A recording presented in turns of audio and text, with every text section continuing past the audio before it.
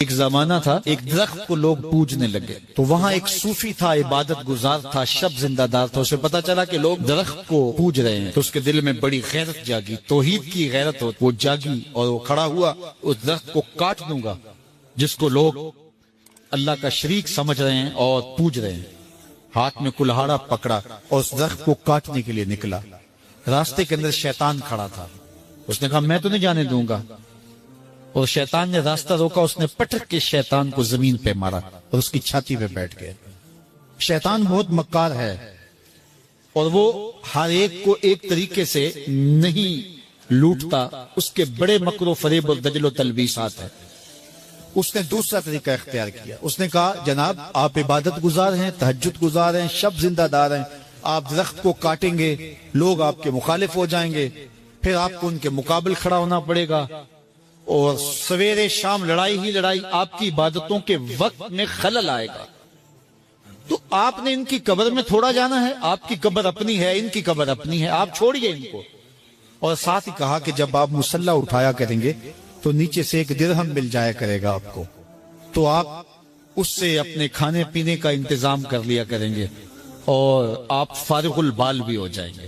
اس طرح باتوں میں لگایا اور وہ زاہد صاحب واپس آ گئے، نماز پڑھی، مصلی اٹھایا، درہم ملا، بڑے خوش ہوئے اور دلیلیں تراشنے لگے۔ واقعی مجھے کیا لگی، تمہیں غیر سے کیا، تم اپنی نبیڑو، تم اپنی قبر میں جانا ہے، جائیں وہ بھاڑ میں، مجھے کیا لگے، مجھے ان کے بارے میں کیا پوچھا جانا ہے۔ نمازیں پڑھتا ہے، ہر نماز کے بعد مصلی اٹھاتا ہے تو 1 درہم ملتا ہے۔ کافی دن گزر گیا، دل بھی آہستہ آہستہ مردہ ہو گیا۔ ایک دن مصلی اٹھایا تو کوئی درہم نہیں نکلا، پھر دوبارہ کلہاڑا اٹھایا، اٹھا، راستے میں پھر شیطان کھڑا تھا، کہا کدھر جا رہے ہو، کہا درخت کو کاٹنے جا رہا ہوں۔ شیطان نے کہا میں تو نہیں جانے دوں گا۔ اس کو تجربہ تھا کہ میں اس کو پٹک کے زمین پہ مارا تھا، یہ میرے سے طاقتور تو ہے ہی نہیں۔ اس نے پھر گریبان سے پکڑ لیا، شیطان نے پٹک کے زمین پہ مارا اور چھاتی پہ بیٹھ گیا۔ وہ زاہد صاحب پریشان ہو گئے، شیطان کو کہنے لگے کہ یہ کیسے ہوا، میرا تو تجربہ ماضی کا یہ تھا کہ میں طاقتور ہوں تم کمزور ہو، لیکن اب تم نے پٹک کے مجھے زمین پہ مارا۔ تو کہا صاحب اس دن تم اللہ کی رضا کے لیے جا رہے تھے، آج تم درہم کے لیے جا رہے ہو۔ تو جب عمل میں خلوص نہیں رہتا تو پھر عمل نہیں رہتا، عمل میں قوت نہیں رہتی، پھر سجدے بے روح ہو جاتے ہیں، نمازیں بے ذوق ہو جاتی ہیں، صفیں کج دل پریشان، سجدے بے ذوق کہ وہ جذبے اندروں باقی نہیں۔ نماز روزہ حج زکات سب کچھ ہے باقی مگر تو باقی نہیں۔ پھر سب کچھ چلتا رہتا ہے لیکن رسم ہوتی ہے، لا یبقى من الاسلام الا اسمہ ولا یبقى من القرآن الا رسمہ۔ پھر قرآن پڑھا جاتا ہے، رسم ہوتا ہے، قرآن دل کو پھر نہیں بدلتا، اس لیے کہ رسم ادا ہو رہی ہوتی ہے۔ جب رسم ادا ہو رہی ہو تو پھر قرآن دل کو نہیں بدلتا۔ جب قرآن کے طور پہ پڑھا جا رہا ہو پھر یہ دلوں میں رنگ اتارتا ہے اور معرفت کا نور دیتا ہے اور دلوں کے زنگ اتارتا ہے۔ ہماری زندگی بڑی قیمتی ہے، ایک ایک سانس با مقصد ہونا چاہیے، لیکن ہم اپنے وقت کو کس آوارگی کے ساتھ، کس بے دردی کے ساتھ گزارتے ہیں۔ حضرت امام شافعی کہتے ہیں کہ میں نے فقیروں سے 2 باتیں بڑی پتے کی سنی اور انہوں نے مجھے بڑا نفع دیا۔ یہ بہت بڑے بزرگ ہونے کے باوجود، اتنے بڑے عالم اور فقیہ ہونے کے باوجود یہ درویشوں کی صحبت میں جا کے بیٹھتے تھے۔ حضرت امام احمد بن حنبل کو کسی نے دیکھا کہ حضرت بشر حافی کے پیچھے دوڑ رہے ہیں، تو کسی نے کہا اتنے بڑے امام ہو اور اتنے بڑے فقیہ ہو، اس فقیر سے کیا ڈھونڈتے ہو، بشر حافی سے کیا تلاش کرتے ہو؟ تو حضرت امام احمد بن حنبل نے کہا کہ احمد بن حنبل جس رب کو مانتا ہے بشر حافی اس رب کو جانتا بھی ہے۔ تو فقیروں کی باتیں بڑی پتے کی ہوتی ہیں، تو کہتے ہیں کہ فقیروں کی 2 باتوں نے، امام شافعی بولے کہ مجھے بڑا فائدہ دیا۔ ایک تو یہ الوقت سیف قاطع، وقت کاٹ دینے والی تلوار ہے، اگر وقت کو تم کاٹو گے تو ٹھیک، ورنہ وقت تمہیں کاٹ دے گا۔ اب تمہاری مرضی ہے کہ وقت کے گھوڑے پہ تم سوار ہو کے اپنی مرضی سے وقت کو چلاؤ، یا پھر تم وقت کے رحم و کرم پہ ہو اور اس کی موجیں تمہیں جس سمت چاہیں بہا لے جائیں۔ اب تمہارا اختیار ہے کہ تم اپنا وقت کیسے گزارتے ہو۔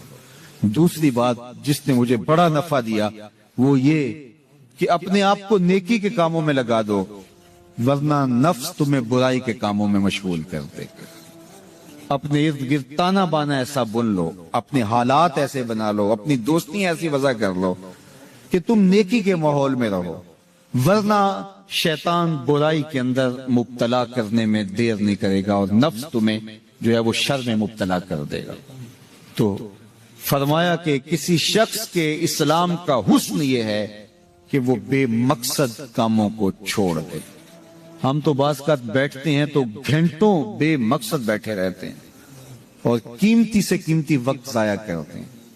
حضرت اویس کرنی رضی اللہ تعالیٰ عنہ کو حضرت عمر رضی اللہ تعالیٰ عنہ اور حضرت علی المرتضی رضی اللہ تعالیٰ عنہ ملنے گئے، حضور کا سلام دیا، حضور کا پیغام دیا۔ اللہ اکبر! تو ویسے کرنی تو تڑپ گئے نا، چشمان سے آنسو ہیں اور بار بار پوچھتی ہیں میرے حضور کے لبوں پہ میرا نام کیسے آیا تھا۔ حضور نے کہا تھا نا کوئی اویس بن عامر کو ملے اور میرا سلام دے اور اس سے کہے کہ میری امت کی بخشش کی دعا کرے۔ اللہ اکبر! تو یہ ملنے گئے حضور کی وصیت اور حکم کے مطابق، حضور کا سلام دیا تو یہ بار بار کہتے تھے حضور کے لبوں پہ میرا نام کیسے آیا۔ اللہ اکبر! تو جب یہ تڑپ دیکھی تو کہا اتنی محبت اور اتنا پیار تو حضور کو ملنے نہیں آئے، حضور کو دیکھنے نہیں آئے۔ تو حضرت اویس کرنی فرمانے لگے تم نے میرے حضور کو دیکھا ہے؟ تو یہ خاموش ہو گئے تو کہنے لگے میں نے نہیں نہ دیکھا تو مجھ سے پوچھ لو، تم پہلے بتاؤ کہ حضور کے ابرو جڑے ہوئے تھے یا کھلے ہوئے تھے؟ اللہ اکبر! تم نے تو حضور کو دیکھا ہے تو ذرا بتاؤ نا۔ پھر خود ہی فرمانے لگے جس نے نہیں دیکھا اس سے پوچھ لو۔ کہا کوئی قریب سے دیکھتا تو کھلے ہوئے نظر آتے، دور سے دیکھتا تو جڑے ہوئے نظر آتے۔ معلوم ہوا کہ حضور کی قربت میں ہی رہے ہیں اگرچہ بظاہر دور رہے ہیں۔ تو یہ اتنے جلیل القدر صحابی ملنے گئے، کچھ دیر باتیں کی، اس کے بعد حضرت اویس کرنی نے ہاتھ بڑھا دیے، کہا اچھا آپ نے بھی آخرت کی تیاری کرنی ہوگی، میں نے بھی کرنی، اچھا حشر کو ملیں گے۔ اللہ اکبر! تو وقت بہت قیمتی ہے۔ کسی کے اسلام کا حسن یہ ہے کہ وہ بے مقصد کاموں کو ترک کر دے۔ جس طرح ڈھال آپ کر دیتے ہیں جنگ میں برستے ہوئے تیروں کے سامنے، تو وہ تیر ڈھال سے ٹکرا کے گر جاتے ہیں اور آپ کو نقصان نہیں پہنچتا، تو روزہ بھی آتش دوزخ سے ڈھال ہے، جہنم کی آگ سے بچانے والا ہے۔ روزے دار کو اللہ کی خاص رحمت نصیب ہوتی۔ ایک حدیث میں آتا ہے کہ روزے دار کو دو خوشیاں نصیب ہوتی۔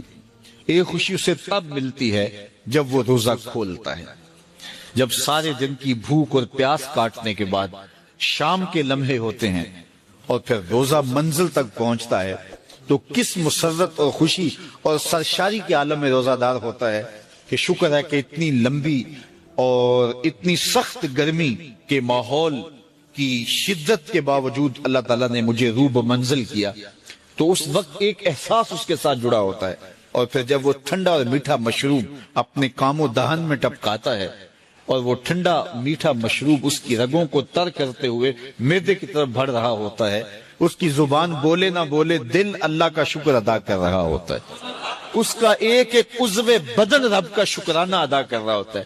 وہ ٹھنڈا اور میٹھا مشروب رگوں کو تر کرتا ہوا آگے بڑھتا چلا جاتا ہے، لیکن شکرانے کا وہ پیکر بن جاتا ہے۔ وہ ایک مسرت، ایک خوشی کا عالم ہوتا ہے کہ روزہ بھی نب گیا، سارے دن کی تکلیف بھی کٹ گئی اور اللہ نے مجھے افطار کے لمحوں تک پہنچایا۔ فرمایا روزے دار کو ایک خوشی تب ملتی ہے جب وہ روزہ کھولتا ہے، وَفَرْحَةٌ عِنْدَ لِقَاءِ رَبِّهِ، اور دوسری خوشی روزہ دار کو تب ملے گی جب روزے کے صلے میں اللہ اپنا دیدار عطا فرمائے۔ بنی آدم کے جتنے بھی عمل ہیں 10 سے لے کر 700 گنا تک اس کا ثواب اولاد آدم کو اس کا دیا جاتا ہے۔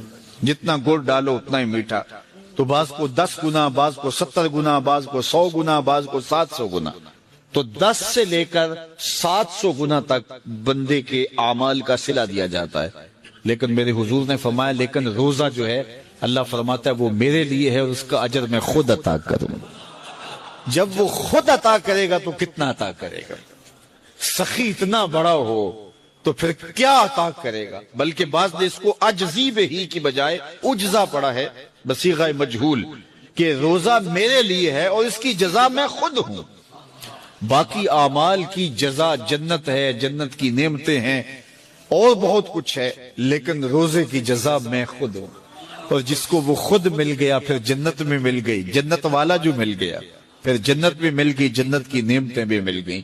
تو روزہ اللہ کی خوشنودی کا ذریعہ ہے، اس کی رضا کا ذریعہ ہے۔ تو خوش نصیب لوگ روزے کی برکتیں حاصل کرتے ہیں۔ اور ایک روایت میں آتا جب رمضان المبارک کا آغاز ہوتا ہے، اللہ اہل ایمان کو، اپنے بندوں کو محبت کی نظر سے دیکھتا ہے، اور اللہ جس کو محبت کی نظر سے دیکھ لے پھر اسے کبھی عذاب نہیں دے گا۔ اللہ اکبر۔ تو یہ روزہ دار کے لیے اللہ کی کرم نوازیاں ہیں، اللہ کی رحمتوں کے اجالے ہیں جو اس کے اوپر برستے ہیں۔ تو میں اور آپ اس ماہ انور کو، اس ماہ نور کو اس طرح سے گزاریں کہ ہمارے اندر کے پاپ دھل جائیں، ہماری غلاظتیں گناہوں کی مٹ جائیں، ہمارا سینہ صاف ہو جائے، ہم اہل ایمان کے لیے کشادہ دل ہو جائیں، ہمیں جو ہے وہ جھوٹ سے، تکبر سے، بخل سے، ریا سے اور دیگر امور بد سے اجتناب کرنے کی عادت پڑ جائے۔ روزہ جو سکھانا چاہتا ہے ہم وہ اس سے سیکھ لیں، اور روزے کی برکات ضبط نفس کی صورت میں ہمیں نصیب ہو جائیں، تو ہم روزے کے بعد بھی، ماہ سیام کے گزرنے کے بعد بھی ایک نئی زندگی لے کر، ایک تازگی لے کر، ایک نور اور روشنی لے کر کے جو ہے وہ معاشرے کے، اسلامی معاشرت کے ایک اہم فرد کی صورت کے اندر جو ہے وہ سامنے آئیں۔ تو اللہ اس ماہ سیام کی برکتیں ہمیں نصیب فرمائے۔ ہر سال مہینہ آتا ہے، گزر جاتا ہے، ہم پورا مہینہ بھوک کاٹتے ہیں اور پھر وہاں کے وہاں ہی کھڑے رہتے ہیں، تو پھر ہمیں سوچنا چاہیے، لیکن اگر تبدیلی آتی ہے تو پھر شکریہ ادا کرنا چاہیے۔ آج کی اس تاریخ میں ہم عزم کر کے اٹھیں کہ ہمارا یہ ماہ سیام ہماری زندگی میں ایک سنگ میل ثابت ہوگا، اور ہم ایک نئے باغپن کے ساتھ، نئے عزم کے ساتھ یہ مہینہ گزاریں گے اور ضبط نفس سیکھیں گے اس مہینے سے۔ امام محمد بن حسن الشیبانی جب بصرے میں آئے تو ایک صاحب مناظرہ کرنے کے لیے منتظر کھڑے تھے کہ مسلمانوں کا امام آئے، میں ایسے سوال کروں گا کہ وہ جواب نہیں دے پائے گا۔ اور امام محمد بن حسن الشیبانی جب تشریف لائے، چمکتا ہوا روشن چہرہ، سر پہ سفید امامہ، بدن پہ سنت کا جامہ، جو ہی تشریف لائے تو جو مناظر کھڑا تھا اس کے لبوں پہ کلمہ جاری ہو گیا۔ تو لوگوں نے کہا کہ آپ تو مناظرہ کرنے آئے تھے اور آپ نے کوئی سوال نہیں کیا، کوئی بحث نہیں چھیڑی، ایسے ہی کلمہ پڑھ لیا۔ تو وہ شخص بولا، وہ جو مناظرے کے لیے آیا ہوا عیسائی تھا، اس نے کہا کہ جب میں نے مسلمانوں کے امام محمد بن حسن الشیبانی کے چمکتے ہوئے چہرے کو دیکھا تو میرے دل نے گواہی دی، جب مسلمانوں کا چھوٹا محمد اتنی شان والا ہے تو بڑے محبت کا عالم ہے، یہ شان ہے خدمت گاروں کی سرکار کا عالم کیا۔ تو مسلمان کو دیکھ کر کے حضور یاد آئے، ہمارے رویوں سے ہمارے نبی پر لوگ درود پڑے، ہمیں دیکھیں، ہمارے کردار کو دیکھیں، ہمارے اخلاق کو دیکھیں، ہماری گفتگو سنیں، ہمارے پاس چند لمحے انہیں بیٹھنے کا موقع ملے، ہمارے ساتھ سفر کرنے کا انہیں موقع ملے، ہمارے ساتھ کاروبار کر کے دیکھ لے، رشتہ داری کر کے دیکھ لے، جب ہمیں ملیں تو وہ کہیں واہ واہ، جب حضور کا غلام یہ شان رکھتا ہے تو پھر حضور کا عالم کیا ہوگا۔ ہمیں دیکھیں تو درود حضور پہ پڑے۔ تو اپنے کردار اتنے خوبصورت، اتنے دل آویز بنا لو کہ اس سے اسلام پھیلے گا، اس سے اسلام کی روشنی پھیلے گی۔ تو سب سے پہلے اپنے اوپر اسلام کو ہم نافذ کریں، اپنے رویوں میں اسلام کو نافذ کر لیں، اپنے طرز زندگی میں اسلام کی حکمرانی لے آئیں، اپنے گھر میں اسلام کو نافذ کرتے ہیں، پھر یہ سفر آگے ہوگا۔ میں دوسرے پر اسلام کو نافذ کرنا چاہتا ہوں، خود اپنے پہ اسلام کو نافذ نہیں کرنا چاہتا۔ میں دوسرے کو مسلمان دیکھنا چاہتا ہوں لیکن اپنے رویوں پہ میں نے کبھی غور نہیں۔ میرا طرز زندگی کیا ہے، میں وعدہ کرتا ہوں تو میرا اس کا انداز کیا ہے، کیا پورا کر لیتا ہوں، کیا میری زبان سے جھوٹ تو نہیں نکلتے، میرے لہجے لوگوں کے لیے تکلیف کا سبب اور باعث تو نہیں ہے۔ تو اسلام کے جمال کو اپنے عمل سے لوگوں کے سامنے پیش کرو، تمہیں دیکھیں تو لوگ حضور کے غلام بنتے ہیں۔ اگر لوگوں کو پتہ چل جائے کہ رمضان میں کیا ہے تو وہ آرزو کریں کہ پورا سال ہی رمضان رہے۔ اتنی برکتیں اور اتنی رحمتیں اللہ نے اس مبارک مہینے کے دامن میں ڈال دی ہیں، یا ایھا الذین آمنوا کتب علیکم الصیام کما کتب علی الذین من قبلکم، کہ اے ایمان والو تمہارے اوپر روزے فرض کیے گئے ہیں جس طرح تم سے پہلوں پہ فرض کیے گئے تھے۔ کیوں فرض کیے گئے؟ وجہ کیا ہے؟ لعلکم تتقون، تاکہ تم متقی بن جاؤ، تم پرہیزگار بن جاؤ۔ تو روزے کی فرضیت کا نتیجہ تقوی کا حاصل ہونا ہے، اتقاء کی دولت کا نصیب ہونا ہے۔ تو اس آیت کریمہ میں 3 چیزیں بیان کی گئی۔ سب سے پہلی، بھوک اور پیاس سے حاصل ہوتا ہے، پیاس کاٹنے سے، بھوک کاٹنے سے کیا تقوی نصیب ہو جاتا ہے۔ صبح سے لے کر شام تک روزہ رکھنے کی تلقین کی گئی۔ یہاں ناروے میں اور مختلف ممالک کے اندر 20 گھنٹے کا روزہ ہے، اور ہمارے بھی یہاں 16-17 گھنٹے مسلسل شدت کی گرمی میں بھوک اور پیاس کاٹنا ہوتی ہے۔ اتنا طویل دورانیہ جو بھوک اور پیاس کاٹی ہے، اس کا مقصد رزق بچانا نہیں ہے، بلکہ وَيُزَادُ فِيهِ رِزْقُ الْمُؤْمِنِ، ماہ صیام میں مومن کا رزق بڑھ جاتا ہے۔ آپ اپنا بجٹ دیکھ لیجئے، باقی مہینوں کی نسبت ماہ صیام میں آپ کے اخراجات زیادہ ہوتے ہیں اور کشادگی ہوتی ہے۔ تو یہ کوئی خوراک بچاؤ مہم نہیں ہے، بلکہ رزق تو بڑھ جاتا ہے، لیکن اس کے باوجود 20 گھنٹے، 17 18 گھنٹے پیاس اور بھوک کاٹنا، اس کا کوئی مقصد ہے تو وہ مقصد قرآن نے بیان کیا کہ اس کے نتیجے میں تمہیں اتقاء کی دولت ملے گی، تمہیں تقوی کا نور نصیب ہوگا۔ سمندر کی پاتال تک تو شاید کوئی پہنچ گیا ہو، لیکن ماں کے پیار کا کنارہ آج تک کسی کو نہیں ملا۔ ماں جب بولتی ہے تو اس کے لہجے میں جبریل بولتا ہے، ماں جب مسکراتی ہے تو لگتا ہے جنت کی ساری کلیاں کھل اٹھی۔ اللہ نے اس کے سینے میں وہ درد، وہ درک، وہ محبت، وہ الفتوں کا ایک جہاں آباد کر دیا ہے۔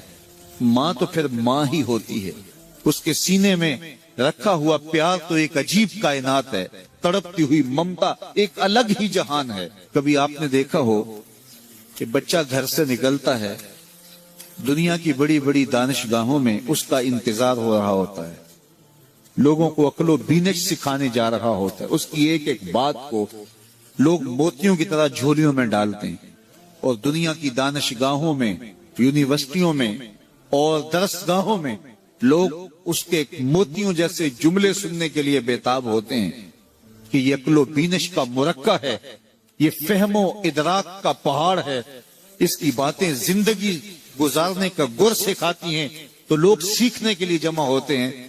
لیکن وہ شخص جب گھر سے نکلتا ہے تو ماں کتنے بھولے انداز میں کہتی ہے، پتر ذرا سڑک دھیان سے عبور کرنا۔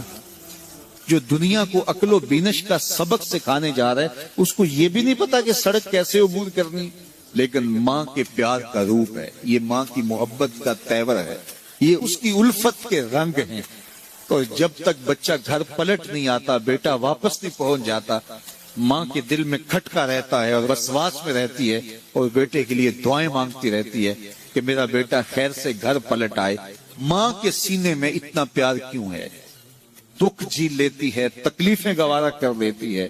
غریب مائیں تو بیٹوں اور بیٹیوں کا پیٹ پالنے کے لیے کسی کے گھر کے برتن بھی مانجنے پڑیں تو اس سے بھی گریز نہیں کرتی، تکلیفیں سہ لیتی ہیں، اذیتیں گوارا کر لیتی ہیں، لوگوں کی غلامیاں قبول کر لیتی ہیں۔ مائیں اپنی اولاد کے لیے کیا کچھ نہیں کر رہی۔ ماں کو اپنی اولاد سے اتنا پیار کیوں ہے؟ ایک ہی جواب ہے، اس لیے کہ ماں نے اولاد کو جنم دیا ہے۔ میرے جملے کو دل کے کانوں سے سننا، جس ماں نے جنم دیا ہے وہ اتنا پیار کرتی ہے، تو جس رب نے خلق کیا ہے وہ کتنا پیار کرتا ہے۔ جنم دینے والی کے پیار کا ٹھکانہ کوئی نہیں، تو جو خلق کرنے والا ہے اس کے پیار کا اندازہ کون کر سکتے؟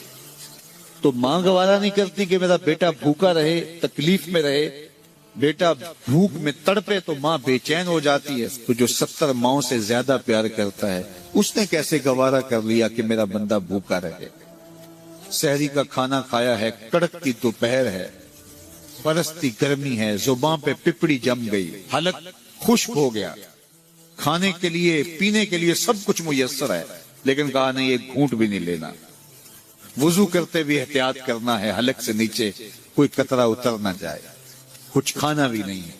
70 ماؤں سے زیادہ پیار کرنے والے رب نے یہ کیسے گوارا کر؟ اس مسئلے کو سمجھنے کے لیے پھر دوبارہ ماں کی آغوش میں آنا پڑے گا۔ بیٹا بیمار ہو گیا، ماں ڈاکٹر کے پاس لے گئی، اس نے دوا تجویز کی، سیرپ لکھا، وہ کڑوا تھا، بیٹا پیتا نہیں، ماں نے زبردستی اس کو لٹا لیا، اس کا حلق کھولا، منہ کھولا، اس میں قطرے سیرپ کے ٹپکا رہی ہے، بچہ چیختا ہے، روتا ہے، لیکن جو وہ قطرے حلق سے نیچے اترتے جاتے ہیں ماں کے چہرے پہ طمانینت آتی جاتی ہے۔ کیا ماں صفاق ہو گئی ہے؟ نہیں۔ ماں کی ممتا چھن گئی؟ نہیں۔ وہ جو بیٹے کی آنکھ میں آنسو نہیں دیکھ سکتی تھی، وہ تڑپتے ہوئے بچے کو دیکھ کے مطمئن کیوں ہے؟ کیا ماں کی ممتا رخصت ہوگی؟ جواب نہیں۔ تو پھر کیوں ماں اتنی خوش ہے؟ کہا بیٹا نہیں جانتا، ماں جانتی ہے، چند لمحوں کی تکلیف ہے، کچھ لہجوں کی کڑواہٹ اور تلخی ہے، لیکن یہ سیرپ جب معدے میں اترے گا تو نتیجہ شفا کی صورت میں برآمد ہوگا۔ ماں کی نگاہ اس کڑوے سیرپ پہ نہیں، ماں کی نگاہ نتیجے پہ ہے۔ کہا 70 ماؤں سے زیادہ پیار کرنے والا رب تمہیں بہت پیار کرتا ہے، لیکن بھوک اور پیاس اس لیے گوارا کروائی جا رہی ہے لعلکم تتقون، اس کا نتیجہ تقوی کی صورت میں برآمد۔ تمہیں اتقاء کی دولت ملے گی، تم تقوی کا نور پالو گے۔ اس لیے مہینہ ایک موقع ہے، ایک فرصت ہے، ہم اس فرصت کو غنیمت جانیں اور اپنے نفس کو قابو میں کریں۔ روزہ ہمیں بہت کچھ سکھاتا ہے، اس سے وہ سب کچھ سیکھیں اور اپنے من کو سنوارنے کی کوشش کریں، تو جب ہم تقوی کی دولت پالیں گے تو روزے کا مقصود حاصل ہو جائے گا۔ میں آپ تک حضور کے وہ 4 فرامین پہنچانا چاہتا ہوں جو لاکھوں احادیث کا خلاصہ ہے، اور ان 4 احادیث کو اگر ہم اچھی طرح اپنی روح میں اتار لیں تو ہماری پوری زندگی نور علی نور ہو جائے گی، زندگی میں روشنیاں بھر جائیں گی، زندگی میں اجالے آ جائیں گے، ہماری دنیا بھی اچھی ہو جائے گی، ہماری آخرت بھی اچھی ہو جائے گی۔ پہلی حدیث، انما الاعمال بالنیات، اعمال کا دار و مدار نیتوں پہ ہے۔ نیت اچھی ہے تو صلہ ملے گا، نیت بری ہے تو اچھے عمل کا بھی صلہ نہیں ہے۔ دوسری حدیث، حلال بھی واضح ہے، حرام بھی واضح ہے، اور حرام اور حلال کے درمیان کچھ شبے والی چیزیں ہیں، زیادہ لوگ انہیں نہیں جانتے۔ جس نے اپنے آپ کو شبے والی چیزوں سے بچا لیا، اس نے اپنا دین بھی بچا لیا، اپنی عزت بھی بچا لی، اور جو شبے والی چیزوں میں پڑ گیا گویا وہ حرام چیزوں میں پڑ گیا۔ تیسری بات، حضور نے ارشاد فرمایا کسی شخص کے اسلام کا حسن یہ ہے کہ وہ ہر بے مقصد کام کو چھوڑ دے۔ یہ اسلام کا نور اور اسلام کا حسن بندے کو نصیب ہوتا ہے اگر وہ بے مقصد کاموں کو چھوڑ دے۔ ہماری زندگی بڑی قیمتی ہے، ایک ایک سانس با مقصد ہونا چاہیے، لیکن ہم اپنے وقت کو کس آوارگی کے ساتھ، کس بے دردی کے ساتھ گزارتے ہیں۔ حضرت امام شافعی کہتے ہیں کہ میں نے فقیروں سے 2 باتیں بڑی پتے کی سنی اور انہوں نے مجھے بڑا نفع دیا۔ ایک تو یہ، الوقت سیف پاتیون، وقت کاٹ دینے والی تلوار ہے، اگر وقت کو تم کاٹو گے تو ٹھیک، ورنہ وقت تمہیں کاٹ لے گا۔ دوسری بات جس نے مجھے بڑا نفع دیا وہ یہ کہ اپنے آپ کو نیکی کے کاموں میں لگا دو، ورنہ نفس تمہیں برائی کے کاموں میں مشغول کر دے گا۔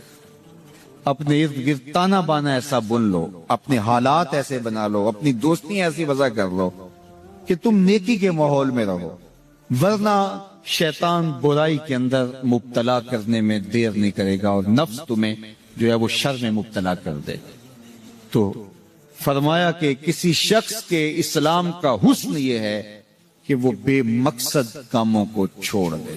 چوتھی حدیث سن لیجئے، میرے حضور نے فرمایا اتنی دیر تک کوئی شخص کامل مومن نہیں ہو سکتا جب تک اپنے مومن بھائی کے لیے وہ پسند نہ کرے جو اپنے لیے پسند کرتا ہے۔ میں اور آپ اپنے لیے جو پسند کرتے ہیں ہمیں اچھی طرح پتہ ہے، اپنے بھائیوں کے لیے، اپنے عزیزوں کے لیے، اپنے دوستوں کے لیے، اہل ایمان کے لیے بھی وہی پسند کریں۔ خیریت، عافیت، دولت، عزت، آبرو، یہ ہم پسند کرتے اپنے لیے، اور ہم یہ سب جو ہے وہ اپنے عزیزوں کے لیے، اپنے بھائیوں کے لیے بھی پسند کریں، اہل ایمان کے لیے بھی پسند کریں۔ اللہ سب کو آبرو دے، کسی کی عزت پہ حرف نہ آنے پائے، کسی کو دھوکہ نہ ہو، کسی کو فراڈ نہ ہو، اچھا کچھ لوگ ایسے ہوتے ہیں کسی سے خود فراڈ تو نہیں کرتے لیکن اس سے فراڈ ہو رہا ہو، اسے دھوکہ ہو رہا ہو تو اس سے خوش ہو رہے ہوتے